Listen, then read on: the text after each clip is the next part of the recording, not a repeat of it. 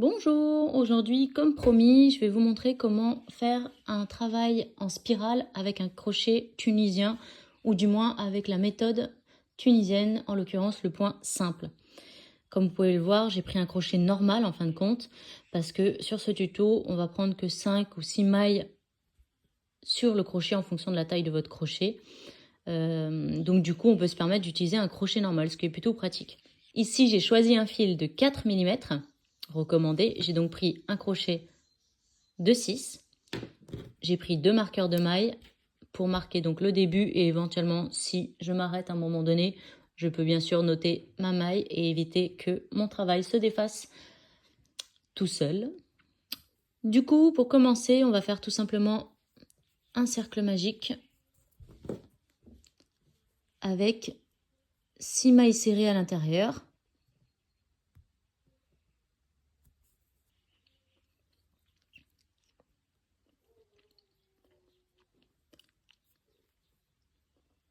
Donc 1, 2,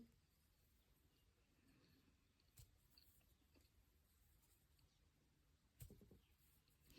Le fil est un peu épais, c'est volontaire parce que c'est plus simple pour vous montrer sur la vidéo. Donc du coup, évidemment, je galère un peu. Donc du coup, j'ai bien mes 6 mailles serrées. Donc la première qui est toujours un peu difficile à voir. 2, 3, 4, 5 et la 6e qui est ici. Je vais pouvoir donc resserrer ce fameux cercle. Hop. Et on va pouvoir commencer. Alors, on va commencer tout simplement par une augmentation classique dans la première maille qui est ici et qui est évidemment difficile à attraper comme je le disais tout à l'heure. Voilà. Donc une augmentation, c'est-à-dire 2 mailles serrées dans la même maille, donc 1 et 2. Ici, je vais utiliser mon premier marqueur pour noter ma maille de départ qui est donc effectivement la seconde en partant de mon doigt et donc du crochet. Et c'est ici que je vais commencer à faire des points tunisiens simples. Du coup, évidemment, on n'est pas sur un travail classique, ce qui fait que je vais devoir créer des mailles. Comment on fait? Ici, donc on a le premier bâtonnet. Si je pique là, évidemment, mon travail se défait, donc ça sert à rien. Je vais créer une maille en piquant le crochet ici, sous ce bâton, faire un jeté, et donc j'ai levé une maille, ce qui fait que j'en ai 2. Je vais piquer du coup dans la maille suivante, faire un nouveau jeté, et donc je commence directement en ayant 3 mailles sur mon crochet. Je rabats mes mailles 2 par 2. Contrairement à la méthode classique où à chaque fois je disais qu'il fallait toujours rabattre la première maille seule puis 2 par 2, là avec le travail en spirale, je vais les rabattre directement 2 par 2 en fait. Donc ce que je vais faire, c'est que je vais continuer en piquant à nouveau sous le petit bâton que j'ai créé pour lever cette maille. Je vais piquer dans la même maille et ça, je vais le faire 3 fois de suite pour tout ce tour. Donc ça, c'est ma deuxième fois. Et je pique à nouveau ici pour lever la maille que nous avons créée. Et donc, je fais mon 3e passage. Voilà. Donc là, je vais faire une nouvelle augmentation. Toujours pareil, pas une augmentation standard, une augmentation dans le sens où je vais créer une nouvelle maille. Donc, je prends celle que j'ai déjà faite. J'en ai 2. Et je prends à nouveau ici le bâton qui est là. Du coup, j'en ai 3. Je pique dans la maille suivante et je me retrouve cette fois-ci avec 4 mailles sur mon travail. Donc, je les rabats 2 par 2 et je fais ça à nouveau 2 fois dans cette même maille. Donc, je lève la première et celle que j'ai créée. Attention, ne vous trompez pas, utilisez pas celle-ci, sinon vous allez créer un nouveau bâton. Enfin, une nouvelle maille, pardon. Donc, 3 et on repique ici.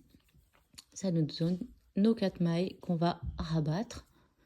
Donc là, je suis à mon 2e passage dans la même maille. Donc, une dernière fois. 3. Ici, hein, pas là, parce qu'on voit bien qu'il n'y a rien. Mais ça a l'air un peu serré comme ça. Mais en fait, vous allez voir, ça va se mettre tout seul. Donc, 4. maille, voilà. Et donc, je vais créer une nouvelle maille pour pouvoir avoir 5 mailles sur mon crochet. Donc, je lève les mailles que j'ai créées, donc les deux en question, qui nous font donc 3.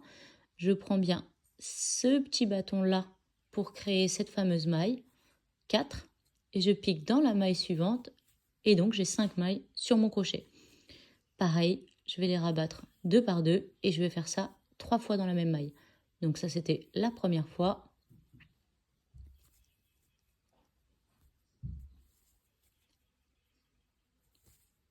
Hop là, pardon. La seconde.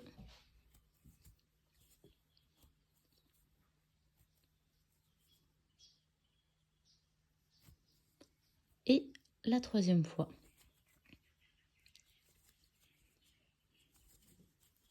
Et là, donc, je pique une troisième fois dans cette fameuse maille. Toujours pareil, n'oubliez pas, pensez bien à travailler le plus lâche possible. Sinon, votre travail va également gondoler et donc, du coup, votre résultat final ne sera pas génial. Donc, une fois, 2 fois, et j'ai donc bien fait 3 mailles. On les voit ici avec les doubles bâtons qui sont en fait nos mailles, donc 3. Ici, il me reste donc 2 mailles serrées. Je ne vais pas augmenter plus que ça, finalement 5, c'est bien. Donc, je vais lever les mailles que j'ai créées dans les mailles précédentes. Donc là, 4. Et en faisant ici, le dernier jeté, on en a bien 5. En faisant le dernier jeté, on en a bien 5. Et là, donc, je vais les rabattre 2 par 2 à nouveau.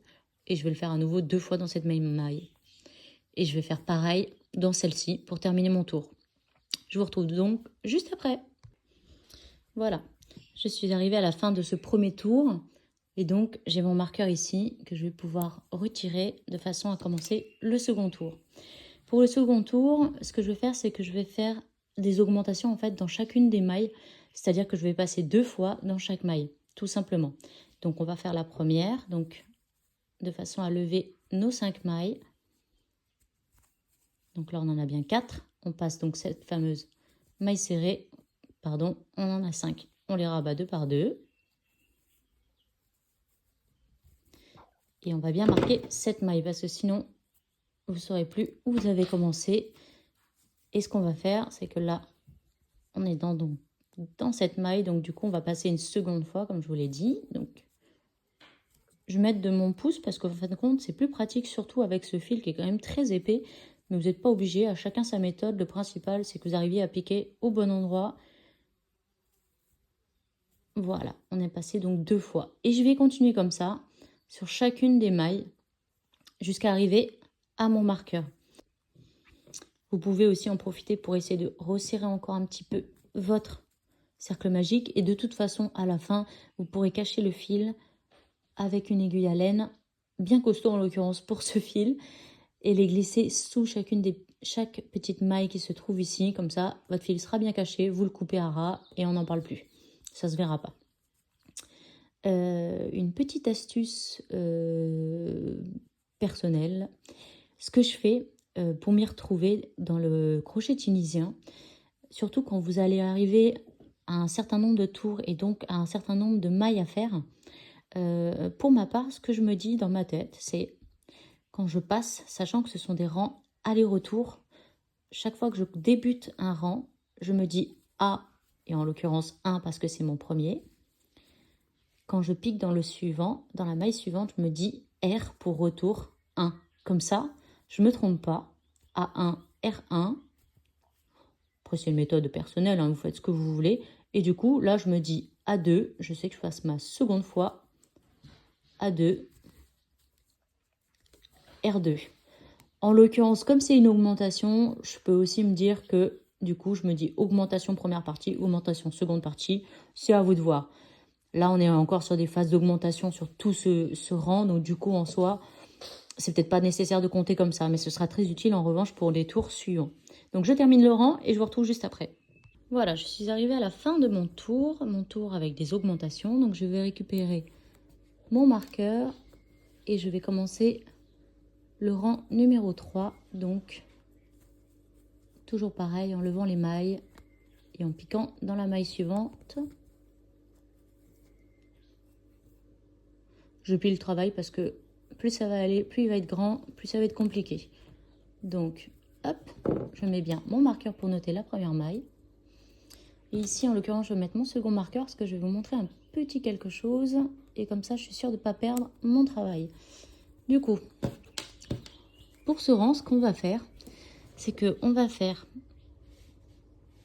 une maille seule, une augmentation. Une maille seule, une augmentation. Attention, quand je dis une augmentation, ça veut bien dire de passer 2 fois dans la même maille et non pas une augmentation dans le sens où on crée une nouvelle maille. Sinon, vous allez vous retrouver avec un nombre incroyable de mailles sur votre crochet. Et en l'occurrence, votre crochet classique, vous pouvez l'oublier. Donc, tout ce tour, on va alterner une maille et une augmentation. Une maille serrée classique, enfin classique en crochet tunisien, donc par le côté, et une augmentation. Une maille serrée, une augmentation, une maille serrée, une augmentation. Je ne vais pas le faire, je vais simplement vous expliquer comment continuer le travail en fonction de la taille souhaitée. Quand vous aurez terminé votre 3e tour avec une maille serrée et une augmentation, vous entamez votre 4e tour. Cette fois-ci, vous ferez 2 mailles serrées, une augmentation. 2 mailles serrées, une augmentation, 2 mailles serrées, une augmentation, et ainsi de suite. Puis, le tour 5, 3 mailles serrées, une augmentation, 3 mailles serrées, une augmentation, etc. Et ainsi de suite, 3, donc 4, 5, 6, etc. Autant que vous le souhaitez. Comme ça, vous aurez un joli projet. Alors, avec ce genre de fil, ce que vous pouvez faire, et pour ma part, ce que j'ai fait, c'est que j'ai commencé à faire un tapis, tout simplement. Donc, je vais vous montrer. Il est ici. Il n'est pas fini parce que, bien entendu, c'est très grand. En plus de ça, comme vous pouvez le voir, j'ai 2 couleurs. J'ai 2 couleurs sur mon tapis. Et surtout, vous remarquerez que j'ai fait cette fameuse erreur, c'est qu'à certains moments, j'ai trop serré les mailles, ce qui fait que mon travail est gondolé. Donc, c'est pas cool. Mais je vais vous donner à la fin de la vidéo une astuce pour permettre de rattraper ce genre de choses.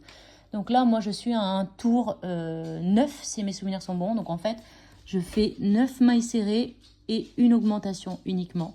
Et ça fait un nombre quand même assez important de mailles parce que je crois que je suis pas loin des 200 mailles sur le tour. Donc, et j'ai pas fini puisque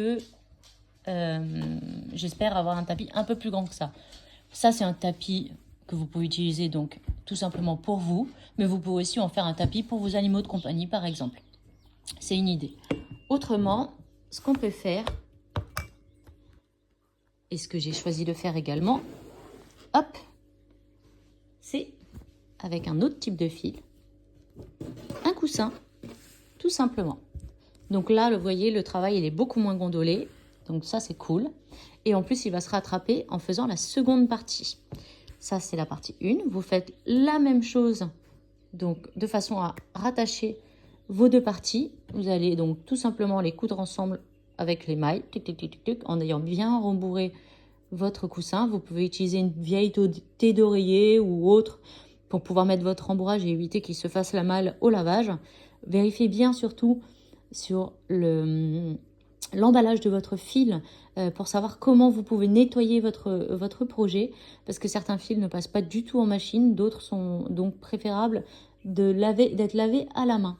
Donc ça, c'est un fil multicolore. J'ai pas changé de couleur à chaque fois, hein, je vous rassure, sinon ce serait vraiment galère. C'est faisable, mais c'est un peu casse-pied. Donc c'est vraiment un fil multicolore que j'ai choisi, et donc vous voyez, j'ai bien fait ma spirale et ça nous donne un truc plutôt sympa. Du coup, on parlait de cette fameuse astuce pour récupérer un travail gondolé.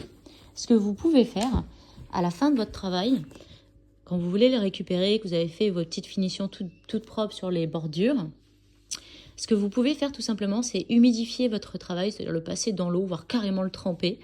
Ensuite, vous prenez votre fer à repasser, vous mettez un linge par-dessus et vous le passez doucement en mode vapeur. Et ça va permettre en fait de récupérer votre fil et de l'aplatir. Et donc votre travail ne sera plus du tout gondolé. Donc ça, c'est une astuce comme une autre. Il en existe d'autres sur Internet.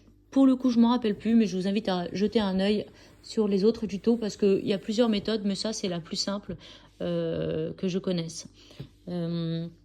Du coup, évidemment, comme vous pouvez le voir, moi j'ai eu un petit bug, c'est qu'en fait, j'avais acheté un fil et puis je me suis rendu compte que j'avais pas assez de fil. Je suis allée en boutique, j'étais persuadée que j'avais la bonne couleur et en fait, Pas du tout. Du coup, je me retrouve avec deux couleurs différentes. Alors, je me dis, ça donne un style. C'est pas bien grave. Voilà. Maintenant, je vais juste vous expliquer un petit quelque chose pour pouvoir terminer votre travail. Parce que comme vous pouvez le voir, je reprends celui-ci. Si vous vous arrêtez là, tout simplement, vous allez avoir un décalage énorme sur votre travail. Donc, il y a une méthode plutôt simple à respecter si vous voulez faire comme ceci, une finition qui est quand même plutôt propre et qui est, on va dire, proportionnelle, ce qui fait que ça fait une fin de travail à peu près bonne et qui suit donc le cercle, même s'il y a un petit décalage ici, mais ça dépend de la façon dont vous serrez vos mailles ou pas. Mais du coup, vous allez avoir un travail fini et non pas un gros démarquage ici, une grosse démarcation ici. Donc, je vais vous montrer comment terminer de façon propre. Donc, si vous étiez sur une séquence de 2 mailles serrées l'augmentation, on va prendre cette même séquence, on va la respecter. Idem pour 9 mailles serrées une augmentation, 15 mailles serrées une augmentation, peu importe. Donc là, on va dire que vous étiez sur 3 mailles serrées une augmentation. Donc du coup, on va faire la première diminution. Donc on commence de façon normale, c'est-à-dire qu'on lève bien nos mailles, les 4 ici, puis la 5e ici. Et là, pour faire une diminution au crochet tunisien, point simple, en fait, ce qu'on va faire, c'est qu'on va rabattre le premier jeté, non pas dans les 2, mais bien dans les 3 premières boucles. Puis à nouveau, rabattre 2 par 2. Donc ça, c'est la première maille serrée de la série de 3. Ensuite, on prend donc notre première boucle, donc nos 2 premières. Et surtout, n'oubliez pas de prendre les 2 boucles de la diminution ensemble. Sinon, votre diminution aura servi à rien. Donc, on pique dans la suivante, ce qui nous fait notre deuxième maille serrée. Là, on rabat bien 2 par 2 puisque la diminution est déjà faite. Donc, c'est inutile de la faire une seconde fois. Sinon, ce ne sera pas propre. Donc, 2. Là, classique. Donc, du coup, comme vous voyez, on a bien 3 bâtons, 3 mailles sur le crochet. Et donc, avec la maille suivante, on en a 4. Donc là, on est à notre troisième maille serrée. Ensuite, la fameuse augmentation qui, bien entendu, n'est pas une augmentation du nombre de mailles, mais bien entendu, une augmentation, c'est-à-dire 2 mailles dans une seule, comme pour le crochet classique. Donc là, on est à la première, puis on fait la seconde en repassant dans la même maille. Donc là, la première séquence est faite. Ensuite, on va faire 2 séquences normales, c'est-à-dire qu'on va faire 3 mailles serrées, une augmentation, 3 mailles serrées, une augmentation normale. Donc là, on a fait notre première séquence, c'est-à-dire une diminution, donc 3 mailles serrées, dont la première est la diminution plus l'augmentation, et 2 séquences classiques de 3 mailles serrées, une augmentation, pour pouvoir faire la séquence qui va nous permettre d'avoir une finition propre, une bordure propre. Donc là, on va faire à nouveau une diminution. Donc, on lève bien nos mailles comme précédemment, ce qui fait qu'on en a bien 3. Et avec celle-ci, 4. Et donc là, on va rabattre dans les 3 premières. 1, 2 et 3, comme tout à l'heure. Et donc, on se retrouve avec 2 boucles. Et là, 2 par 2. Pardon, 2 par 2. Donc là, par contre, on va surtout... On a une boucle ici. Et là, on a nos 2 mailles de diminution. Donc, on les prend bien. C'est hyper important. Encore une fois, sinon... la diminution ne sert à rien. Donc ça, c'est la première maille serrée de la séquence. Puis la seconde. Oups. Et la troisième. Ensuite, on fait bien sûr l'augmentation. Donc 2 mailles dans une.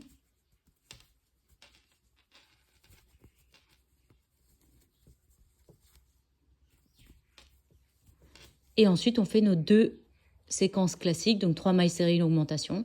Je vous retrouve donc dès que j'ai fait ça et je vous montre la fin. Voilà, je suis arrivée à la fin de ma séquence et donc je vais entamer la dernière séquence qui est donc la fameuse diminution. Donc je lève ce bâton, j'ai bien 2 boucles sur mon crochet, je passe dans la maille suivante, j'en ai 3. Et comme il faut rabattre dans les 3, automatiquement, je rabats ici. Si je m'arrête là, bien entendu, ce sera très moche. Donc du coup, ce qu'il faut faire, c'est que comme je n'ai plus de bâton à lever puisque je viens de le diminuer, ce n'est plus nécessaire de continuer sur du crochet tunisien. Donc en fait, on va passer à du crochet simple. Donc on fait une maille serrée classique, hop, une seconde maille serrée et on fait 2 mailles coulées tout simplement. Donc une et 2. Et là, c'est fini. Alors, vous voyez, comme je disais tout à l'heure, encore une fois, j'ai trop serré.